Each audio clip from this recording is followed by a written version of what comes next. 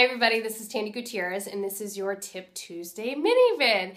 I don't know what's becoming more exciting, the Tip Tuesday mini vid or the workout every 3 days on the site. I'm getting lots of response from you all that you love these, lots of requests for topics that are coming and scheduled. So today we're talking about how you poop. Yep, we get real friendly around here. PYM is all about education and fitness and wellness education. And it is also about fitness and results. But more times than not, the results need to come from the inside out. That is my belief. And that your true health really comes from the inside and then shows up on your outside.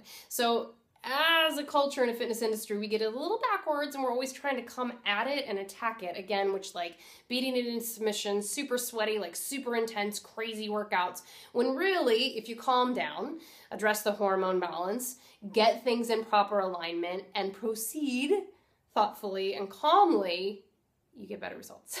Okay. So when it comes to pooping, why do we care? Why am I going to talk about it today? Because there is no handbook for our health, right? But we do have a bowl. So if you are not checking your toilet bowl and really looking at the color, the size, the shape, and the frequency of your bowel movement, you're missing a huge opportunity at education on your body because it really tells you what's going on internally. And it gives us a great guidepost of what you need, what you don't need, and how to proceed from there. So our perfect case scenario, in quotations, because there's always an exception and each body is different, but in a perfect world, you want 2 to 3 bowel movements a day, and they should come 20 to 30 minutes post a meal. Now, again, bodies do different things, okay? But this is the benchmark. This is what we're striving towards. Some bodies thrive on 2, and yes, could a body thrive on 1? I'm sure it could. I'm not a doctor. But the goal is to have that 2 to 3 times a day. You also want to feel like you've totally emptied out your system, not that there's anything left over, that it's completed its passage, okay? So what affects these things and what do they tell us? I've been posting all day long on the fan page today about articles and resources that you can go back to of like what it tells you. A lot of it really is your hydration of what's going on in your system. So why am I so big on hydration? Because it's just a huge part of your health. So food matters, clearly. Movement matters because twisting and turning and stretching and lifting and moving gets things moving on the inside. We have a physical body. It's built to move. So in order to be truly healthy and well, we need to move. We need to eat whole real foods with tons of great fiber and hydrate your system. And you need to rest. But what happens if and when we are addressing all of these things and they're pretty in check, but systematically our bowel movements are not in check, okay? So the majority of the American culture does not have consistent healthy bowel movements. And coming from somebody who has IBS, who has celiac, who is now minus a thyroid, and I take medication daily, I have chased my bowel health for the majority of my adult life. And it wasn't until I got all these things in check that changed and the vitality and the health of my body changed, because it tells you how many nutrients you're getting also or not getting. So what happens if you do address all of these things, food, rest, hydration, and movement, and there's no wonderful structural change happening in your bowel movement? Well, then you start to look at how does a body function? What is it supposed to do? As the Pilates instructor who was obsessed with functional mechanics, I was kind of astounded when I found this out and was like, why does nobody tell you this? Your body is built to squat.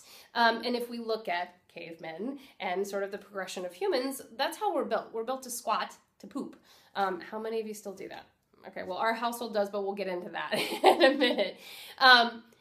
We built toilets, right, to bring us out of the muck of the earth, to raise us above, because we were thinking beings, right?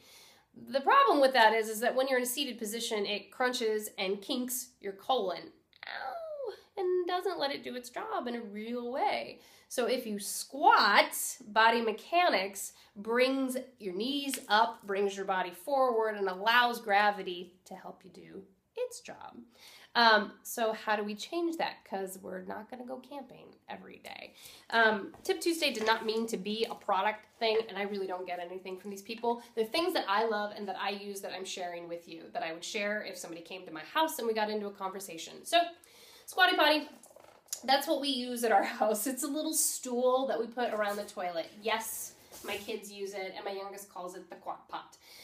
The chair that I'm in right now is actually too tall, okay? But it goes around the potty, it can tuck back in, but your feet go on it. So on a normal height toilet and not in this chair, it raises your knees up and leans you forward and brings you into a proper squat position.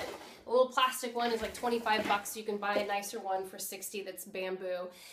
And you have solved your functional movement squatty issues to let your colon do its job and be where it needs to be to flush and to push things out of your system. So it is one of my favorite things because it's so powerful. And we brought it into the house and everybody uses it and my kids get into it, and it's a gift that we're kind of getting for everybody because I want everybody to know. The US and Canada has the highest rate of colon cancer. That's scary. And guess who has the lowest rate? Southeast Asia, where they still squat. Now, I'm not saying just the squatting does it, but it's a huge helper.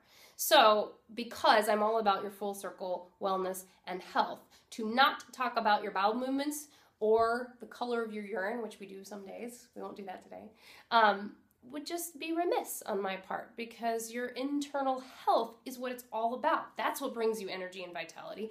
That's what gets you back to the mat day to day, year after year. And that's what your life is all about. You want to feel amazing to go out and experience and live your own life. Most Americans do not have a consistent, healthy bowel movement, and that is sad to me. And this little stool and the right positioning of your body, the way it's built to move, could really make a big impact. So if you have questions or comments, make sure to post them here on the fan page. You can post them on the YouTube channel. I will post this information as a blog post next week on the blog, pym4life.com. So thank you and happy Tip Tuesday. See you next week.